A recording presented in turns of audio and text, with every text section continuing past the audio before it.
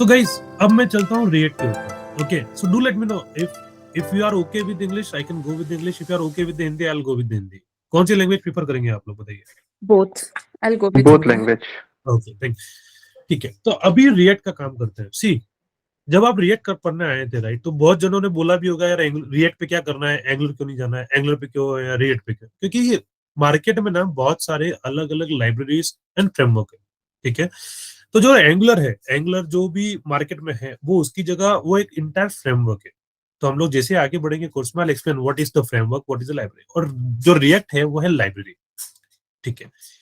SPA करके एक terminology है, single page application. Single page application in the sense, I will show you. अभी जैसे मैं पाइथन पे क्लिक करता हूँ, so this is my URL. Okay, आप देखेंगे तो /html. Let's if I click the Python, right,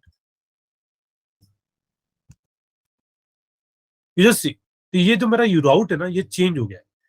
ठीक है. और यहाँ पे आप देखेंगे ना, ये देखिए, ये कर्सर घूम रहा है, यानी पूरा पेज रिलोड हुआ है. Right guys? Guys, Yes, yes. Yes. तो ये सिंगल पेज एप्लीकेशन नहीं है. सिंगल पेज एप्लीकेशन क्या होता है गाइस, कि जो बीच का कंटेंट है, यहाँ का जो कंटेंट है ना, वो चेंज होता है, और उस कंडीशन में पेज रिफ्रेश नहीं होता है. पेज रिफ्रेश नहीं होता है ना, उसको बोलते हैं सिंगल पेज एप्लीकेशन. तो हम लोग ना रिएक्ट के थ्रू एसपीए यानी सिंगल पेज एप्लीकेशन बनाने का ट्राई करेंगे, जिसके थ्रू जैसे आपने किसी भी पे क्लिक किया, लेट्स से मैं अगर पाइथन का सिंटैक्स क्लिक करता हूं, URL will change, right, but my page will not reload.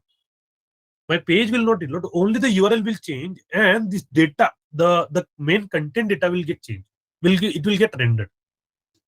Okay, तो हम लोग एसपीए हम लोग रिएक्ट के थ्रू भी अचीव कर सकते हैं, और एसपीए सिंगल पेज एप्लीकेशन हम लोग एंगुलर के थ्रू भी अचीव कर सकते हैं, लेकिन दोनों के अलग अलग फीचर्स है. ठीक है, जो मैं आपको बाद में बताऊंगा. अब रिएक्ट पे आता हूँ. तो रिएक्ट में हम लोग क्या क्या करने वाले हैं. ठीक है. तो सबसे पहले मैं आपको बताऊंगा कि एग्जैक्टली रिएक्ट है क्या. ठीक है. उसके पहले मैं आपको प्री रिक्विजिट्स दूंगा कि आपको आपके लैपटॉप में क्या क्या इंस्टॉल करना है, आपको कौन सा थोड़ा सा बेसिक आइडिया होना चाहिए. लेट्स से HTML, CSS, just an basic idea. Okay, ये प्री रिक्विजिट्स मैं आपको दूंगा, I will be giving you. उसके बाद whatever the software needs to be installed in a machine like node.js और एडिटर इन द सेंस, जैसे आप देखेंगे मेरा ये आईटी है, इंटेलिजेंट, राइट. ओके, आप लोगों को Visual Studio for the UI developer you will have to have this Visual Studio on your local machine, right. React का कौन सा वर्जन चाहिए वो सब मैं आपको बताऊंगा, so that we can take it forward. जब हमारा ये हो जाएगा, उसके बाद ये अपना कोर्स रहेगा.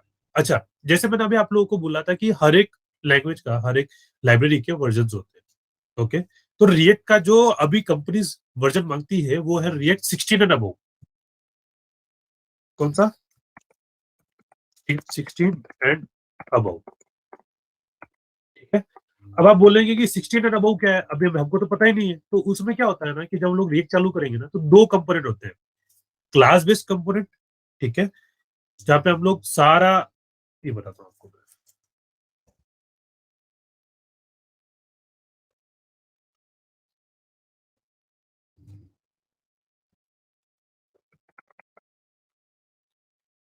तो एक होता है अपना क्लास बेस्ड कंपोनेंट, जहां पे हम लोग क्या करते हैं कि पूरी रिएक्ट 15 एंड प्रीवियस में, ठीक है, जो 16 और 16 से पहले हम लोग क्लास बेस्ड कंपोनेंट करते थे, यानी जो भी हम लोग रिएक्ट का कंपोनेंट्स बनाते थे ना, ऐसा होता था.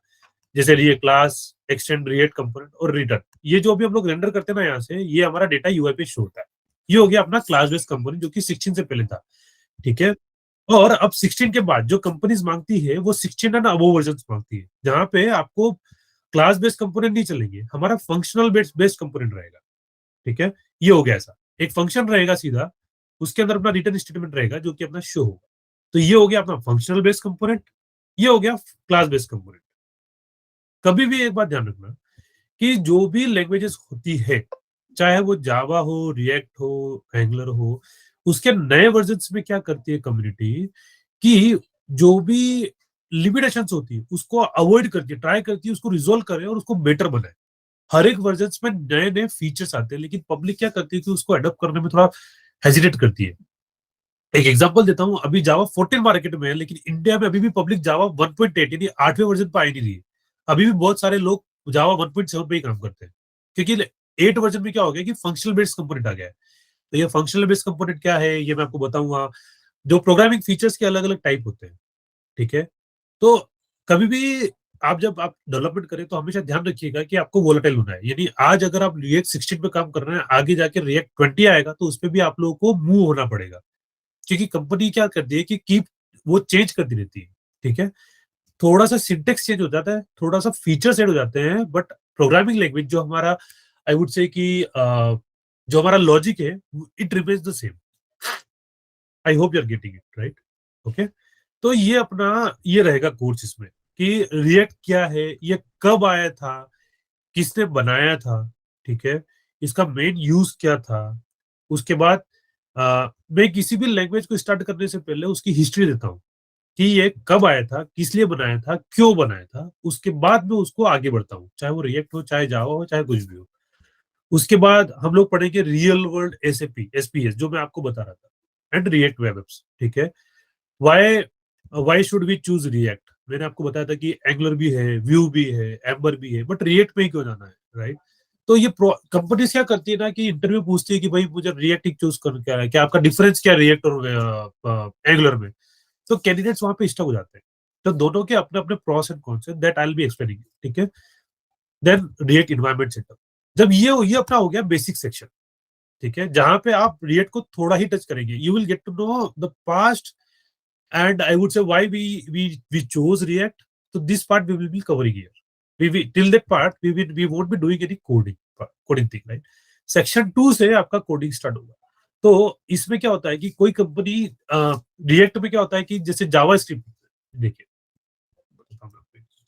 इसको आप जब राइट क्लिक करके व्यू पेज सोर्स करते हैं, राइट, तो इसका जो भी यहाँ पे आप शो हो रहा है डेटा, वो सारा आपको यहाँ पे कोडिंग लैंग्वेज में एचटीएमएल में शो होता है, ठीक है।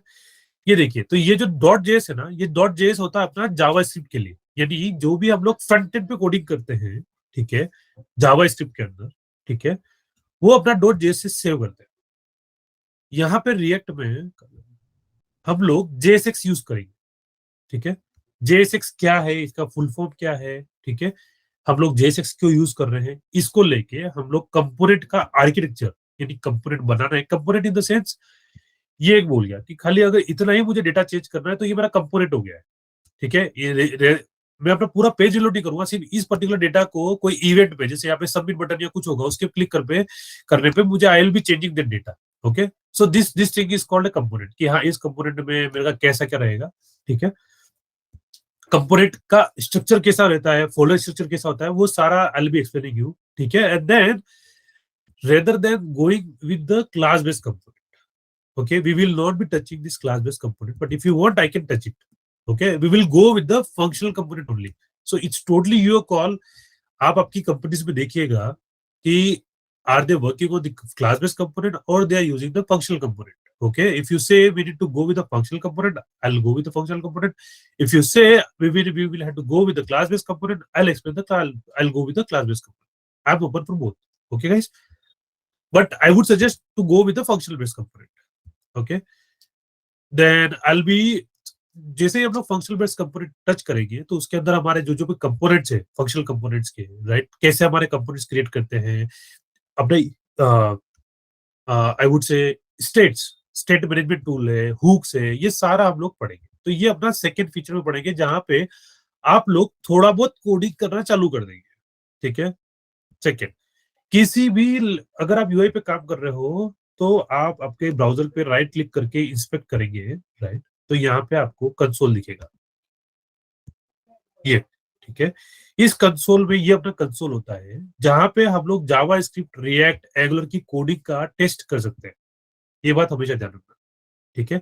इस कंसोल को कैसे यूज करना है, ये सोर्स क्या है, नेटवर्क क्या है, ठीक है, हमारा मेमोरी क्या है, एप्लीकेशन क्या है, आई will be explaining each and everything, this element क्या है, सब कुछ बताऊंगा। अब जैसे मैं आपको एक एग्जांपल देता हूँ, ये कंपोनेंट है, मैंने इसको सेलेक्ट किया, राइट क्लिक किया और कंपोनेंट इंस्पेक्ट पे क्लिक किया, ठीक है। अब भाई यहाँ पे क्लिक किया, ठीक है, तो ये पी हाईलाइट हो गया।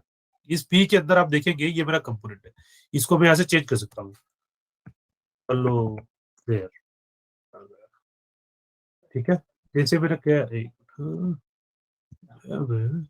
यहाँ पे इसको एडिट एचटीएमएल किया, ठीक है। अब यहाँ पे मैंने उसको बदला है, आप देखें कि मेरा आ गया, लेकिन ये अपना स्टैटिक डेटा है, ये जैसे इस पेज को रिफ्रेश करूंगा ना चला जाएगा। ये सिर्फ हमारी डिबगिंग के लिए होता है, ठीक है, कि आप उसको डिबगिंग करके कैसे क्या कर सकते हो, कौन सा टैग आ रहा है, उस चीज के लिए महेंद्र जानता है, क्योंकि महेंद्र 5 साल से यूआई डेवलपर पे काम कर रहा है, तो उनको पता है महेंद्र को। तो मैं आपको ये पूरा एक्सप्लेन करूंगा, सोर्स से लेके नेटवर्क से लेके हर एक चीज एक्सप्लेन करूंगा।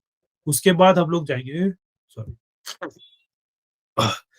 फिर हम लोग चलेंगे अंदर, यानी रिएक्ट के मेन कंपोनेंट्स के अंदर। रिएक्ट को हम लोग व्यू लाइब्रेरी बोलते हैं। यानी ये क्या करता है, ये जो है ना, एक छोटा सा एग्जांपल देता हूँ, ये जो है ना पूरा डॉम होता है, इस पूरे को हम लोग डॉम बोलते हैं। Okay, DOM in the sense document object model, जो भी हम यूआई पे शो करते हैं।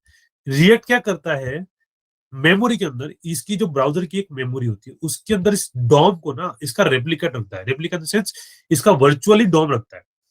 तो ये फास्ट कैसे काम करता है कि जैसे अगर मैं इस कंपोनेंट को चेंज करूं, तो ये यहीं पे चेंज कैसे होता है, वो क्या करता है कि जैसे कोई इवेंट फायर होता है ना, तो रिएक्ट क्या करता है कि उस वर्चुअल डॉम को इस एक्चुअल डॉम से कंपेयर करता है। अच्छा, ये वाली वैल्यू चेंज हुई ना, तो खाली उस वैल्यू को ही वो अपडेट करता है। तो ये सबसे बढ़िया आई वुड से फीचर है रिएक्ट का, इस कारण से रिएक्ट बूम में है। ठीक है, मैं आपको बाद में बताऊंगा वर्चुअल डॉम क्या है, डॉम क्या है, मैनिपुलेशन क्या है, सब कुछ बताऊंगा आपको। ठीक है, जस्ट एन एग्जांपल आपको दिया है। हम लोग जब डीप जाएंगे ना, तो हम लोग उसको सारा हुक से लेके जो जो भी हमारे नए नए फीचर्स है 16.8 में, ये सारे फीचर्स आए 16.8। 16 वर्जन में भी अलग अलग डिफरेंट सब वर्जन है। तो 16.8 के अंदर ये हमारे सारे वर्जन है, ये अपने स्टेट्स है। ठीक है, so we will be using each and everything. I'll be explaining you the life cycle of the React, or I would say the component, जो previously 16 एंड लेसर में था, मतलब 16 के पहले था, जो भी लाइफ साइकिल्स थी, राइट। एंड उसका डिफरेंस जो है अब 16 एंड अबव में आपको कैसे यूज करना है। So the difference I will be explaining you, so that you will get to know what exactly we are trying to do here. क्योंकि जस्ट एन एग्जांपल, ये मैंने रिफ्रेश किया, राइट, तो डॉक्यूमेंट ये रेडी हो रहा है, इस पे कौन सा आना चाहिए, डॉक्यूमेंट ये रेंडर हो गया है, फिर मैं कौन सा स्टेट यूज कर सकता हूँ, ये सारे स्टेट्स में I will be explaining you. Okay, just give a minute guys.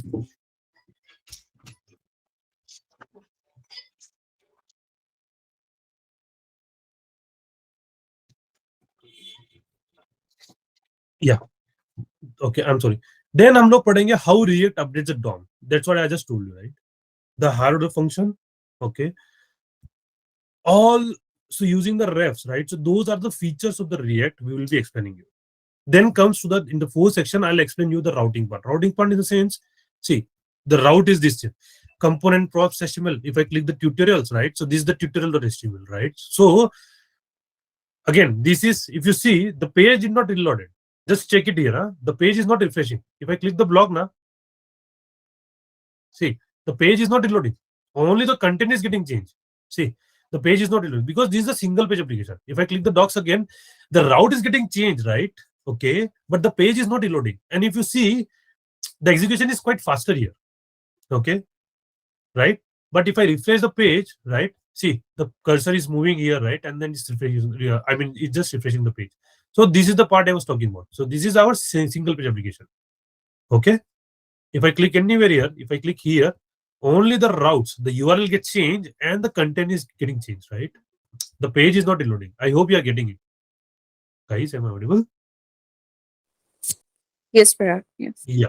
So this is the part I was explaining. Okay, तो हम लोग राउट सेट करेंगे, राइट। राउट के इस पे हम लोग को कौन से कंपोनेंट को कैसे फिट करना है, वो सारा मैं आपको बताऊंगा।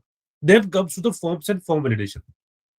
As we will be working on the UI part, एक फॉर्म्स क्या होता है कि जहाँ पे लेट से अगर आप फेसबुक या जीमेल या कुछ भी बनाते हैं, राइट, तो यहाँ पे आप अपना साइन अप करते हैं, रजिस्ट्रेशन करते हैं, राइट, तो उसमें वैलिडेशन होते हैं। वो वैलिडेशन कैसे करना है, एरर हैंडलिंग कैसे करना है, that the part I will be explaining. And last में एक आता है अपना रिडक्स। ओके, रिडक्स का आई will be giving you the basic idea. Okay, this is not just I will B, ये एक जस्ट एंड बेसिक है, इसके बाद हम लोग और भी अंदर जाएंगे। ओके, ये हो गया रिएक्ट का पार्ट। अब रिडक्स क्या है, तो जस्ट एक एग्जांपल देता हूं कि लेट से मैं एक कॉम्प्लेक्स एप्लीकेशन पे काम कर रहा हूं, जहां पे मुझे डेटाबेस से डील करना है। ठीक है, तो मैं हर एक बार वो डेटा को ला के फेच करके लेके आऊंगा और यूआई पे शो करूंगा, तो मेरा टाइम कंज्यूमिंग है, राइट। अगर वही मैं डेटा यूआई पे कहीं स्टोर कर दूं, तो मेरे को वहां से रीड करने में काफी इजी रहेगा। तो यहाँ पे इन लोगों ने रिडक्स यूज किया है। Redux is nothing just an store और state management tool, I would say. जो कि हमारे डेटा को स्टोर करता है और हम लोग उसको रीड करते हैं। तो ये पार्ट भी मैं आपको बताऊंगा थोड़ा सा, ठीक है। ये जस्ट एंड बेसिक बता रहा हूँ, इसके अलावा भी हमारे पास बहुत सारे पॉइंट्स रहेंगे, ठीक है, जो कि हम लोग कवर करेंगे। मैंने अभी ये इसलिए डाले हैं क्योंकि हम लोग को, आप लोग मुझे बताओगे कि आप लोग को 16 या 16 प्लस अबोव के साथ जाना है या 15 आई वुड से कि 16 और लोअर के साथ जाना है। इन शॉर्ट, आपको क्लास बेस्ड कंपोनेंट के साथ जाना है या फंक्शनल बेस्ड कंपोनेंट के साथ जाना है, क्योंकि दोनों कंडीशन में ये वाला कोड तो ये वाला डेटा तो रहेगा ही, इसके अलावा जो रहेगा वो दोनों के अप्रोप्रिएट चेंज होगा। I hope you are getting my point guys. Hello guys. Hello sir. Yeah yeah sir लेकिन ऐसा बोला जाता है कि अभी तो फंक्शनल बेस्ड कंपोनेंट ही यूज होते हैं, अरे क्लास बिल्कुल नहीं, बेस्ड कोई यूज नहीं करता है। ये इसीलिए मैं बोला अभी कि आप लोग अगर बोलेंगे तो मैं फंक्शनल के साथ जाऊंगा, आप लोग बोलेंगे तो क्लास के साथ जाऊंगा, ये मेरा आपके ऊपर छोड़ा है चलो, ठीक है। बट दोनों कंडीशन में ये जो कोड, ये जो डेटा रहेगा ना अपना, इट रिमेन्स द सेम। इसके अलावा मेरा एडिशन आएगा, क्योंकि जैसे शैलेश जॉब कर रहे हैं और अपना महेंद्र जॉब कर रहे हैं, राइट, तो इनके इनकी कंपनी में क्या यूज कर रहे हैं तो मुझे बताएंगे। ऐसा इसके कारण से मैंने बोला मैं I am open for both, that's totally fine with me. And मैंने ये बोला है कि ideally we should go with the functional based component only, हमें हायर ऑर्डर फंक्शन और यही पढ़ना है, हमें क्लास बेस्ड कंपोनेंट के साथ नहीं जाना है, ठीक है। But still it's your call. Any question guys?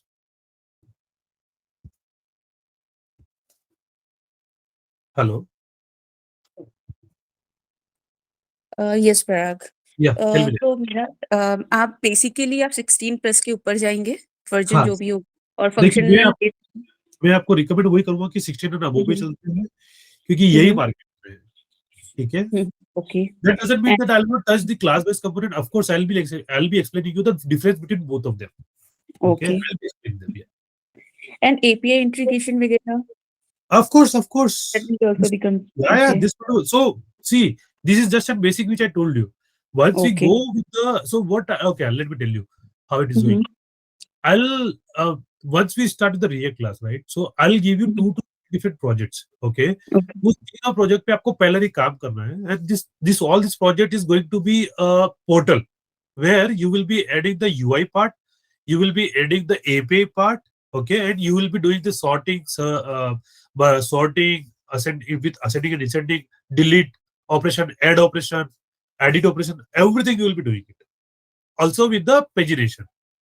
तो ये सारा रहेगा, जो मैंने दिखा है ना, ये तो थोड़ा सा दिखा है, ये बेसिक आइडिया रहेगा, बट जैसे हम लोग जाएंगे ना तो सारा आप लोग एक पोर्टल बनाएंगे ना। ओके। सो पराग, आप थोड़ा बहुत HTML जावास्क्रिप्ट वगैरह भी करेंगे? अगर HTML ठीक हाँ है हम लोग कर लें, तो हाँ आप क्या हाँ। क्या टच करेंगे, मतलब रिएक्ट जेएस को छोड़ के? देखिए क्या अगर हम आप, ऐसे स्टार्ट करेंगे या? हाँ तो अगर सबसे पहले तो देखिए मैं बताता हूँ, अगर आपको HTML CSS पढ़ना है ना, तो बेसिक उसका आपका बेसिक आइडिया दे दूंगा। HTML क्या है, CSS क्या है, मैं आपको ट्यूटोरियल दे देता हूँ। W3 स्कूल गाइस, कभी भी एक बात ध्यान रखना, W3 स्कूल से कभी मत पढ़ना, ठीक है। W3 स्कूल कभी टच मत करना, क्योंकि उसमें प्रॉपर इन्फॉर्मेशन नहीं होती है, उसको कभी टच मत करना। आप दूसरी वेबसाइट से पढ़ लीजिए, जावा टी पॉइंट है, वहां से HTML CSS पढ़ लीजिए, चलेगा, लेकिन W3 स्कूल मत पढ़िएगा, ठीक है। तो अगर आप लोग चाहते हैं तो स्टार्टिंग के 1 या 2 दिन में आपको HTML और CSS बता सकता हूँ कि ये अपना HTML है, ये अपना CSS है, उसके बाद हम लोग रिएक्ट चालू कर सकते हैं। Okay. And JavaScript? Java script तो मैं आपको एक मिनट बताऊंगा ही। जावा स्क्रिप्ट, ओके, जब अब मैं हायर ऑर्डर फंक्शन जो है ना, हम लोग जावा स्क्रिप्ट के हायर ऑर्डर फंक्शन ही टच करेंगे, ठीक है। जहां पे हमारे जितने भी, ओके, क्या होता है कि जावा स्क्रिप्ट में भी अलग अलग वर्जन होते हैं, ठीक है। तो हायर ऑर्डर फंक्शन जो है वो हम लोग वो टच करेंगे। मैं आपको पूरा जावा स्क्रिप्ट नहीं बताऊंगा, मैं आपको पूरा नहीं बताऊंगा, सिर्फ उसका बेसिक आइडिया दे दूंगा कि जावा स्क्रिप्ट है क्या। अल्टीमेटली जो भी फ्रंट एंड पे काम होता है ना, हम लोग क्या बोलते हैं कि C++ is the mother language for all the object oriented programming language, right, correct. Like Java हो गई, डॉट नेट हो गई, लेकिन C++ is the mother language. Similar JavaScript is the mother language you can say, क्योंकि जावा script का ही feature हम लोग use करते हैं। अल्टीमेटली जो भी यूआई पे होता है ना, वो जावा स्क्रिप्ट ही होता है, ठीक है। तो दो you are going to write the CS this React code, right, compiler क्या करता है कि उसको कन्वर्ट करता है जावास्क्रिप्ट के कोड में। That's the part I will be explaining you, कि वो कैसे, जो एक उसमें वेबहुक होता है, वेबहुक कैसे काम करता है, बिहाइंड द सीन कैसे अपना कंपाइलेशन होता है, ये सारा मैं आपको बताऊंगा। उसके लिए आपको एक वीडियो दूंगा एक्चुअली, वो वीडियो आपको गो थ्रू करना है। ओके। तो वो आपको बहुत क्लियर हो जाएगा।